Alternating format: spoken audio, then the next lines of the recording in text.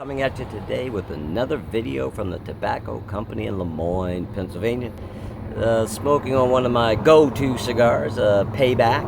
Actually a pretty decent stick for the price. If you're into them, I'd give this one a try. Now let's get into today's topic of discussion, and that will be Girard Perregaux. There's a gentleman that watches some of my videos. He goes by the name of Santiago Del Rio. He left a comment one time, talking about some watches that are overpriced. Now, I think Girard Perregaux needs to be given more credit than what they have been throughout the years, but some of this is their own doing. But I think they make an excellent watch. The prices, not where they should be, but needless to say, they do make an excellent product. And the problem that I have with them is I have a couple of friends that go to Basel. And obviously everybody knows that's the big show. And my buddies actually own a couple of jewelry stores, and they go there and they place their orders for these watches for the year. Now, needless to say, Girard Perregaux, what they'll do is they'll get an order for 30,000 wrist watches, and what they'll do is they'll overproduce. They might make 40 or 50,000 watches.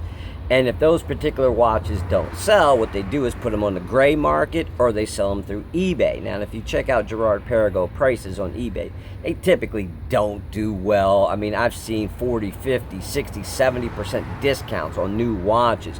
Now, to me, they have a new CEO now, so hopefully he's going to change some things up there. But to overproduce like that, I mean, it's a small brand. They don't make a ton of watches, but needless to say, to overproduce by $10,000 to $20,000, that hurts the customer that wants to buy it, because you're not going to get a fair value in the market. So you don't want to overproduce. And then, needless to say, if you are looking for something new, though, I mean, it could be a benefit when you think about it, because you could get a new Girard Perregaux for about 50, 60, 70% off. But then, of course, it cheapens the value. So this is one of these brands that I really respect. I mean, not too many people talk about them. I hear the Rolex being brought up, the Pateks, the Audemars, but no one really talks about Girard Perregaux, and they should, because it is an excellent watch. Obviously, they make their own movements. It's a great company, but by them overproducing on their watches, I think it cheapens the name and it cheapens the brand. And then, because when I buy watches, I'm always thinking resell, especially if I'm spending a lot of money for a watch. Like I said, I typically don't buy watches under $1,000.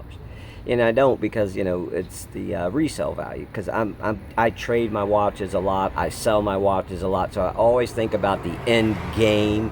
So needless to say, it's a great brand. I wish more people would talk about it, because they do make excellent watches. But once again, just their values aren't the best. Once again, this is StyleCon. Thank you for taking the time out of your day to watch my video. If you have any questions or comments, please leave them down below. And as usual, I will see you in the next video.